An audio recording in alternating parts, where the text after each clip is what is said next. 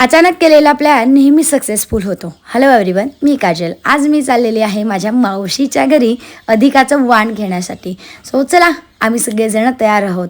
आपल्या घरातून निघून अर्ध्या पाऊण तासात आपण मावशीच्या थेट घरात पोहोचून जातो. इतक्या जवळच मावशी राहते. आधी मावशी काकाने जावयाला अधिकाचं वाण दिलं, मग मला साडी वगैरे दिली, शंभूला पैसे दिले. थोड्या वेळ आम्ही मावशीकडे बसलो. शंभूला काही निघवत नव्हतं, पण कसं तरी काढलं आणि आम्ही पुढे जायला निघालो. आज आम्ही शेगावला जातोय. अधिक महिन्यात महाराजांचं दर्शन घ्यायचंय. हे सगळं अचानक ठरलेला प्लॅन होता आणि मग आम्ही निघालो. वाटेत झोप आली, मस्त एक एक डुलक्या घेऊन घेतल्या. म्हटलं आधी रूम घेऊया, तर इतकी गर्दी, ते सगळं सोडून दिलं आम्ही. म्हटलं आधी दर्शन करूया.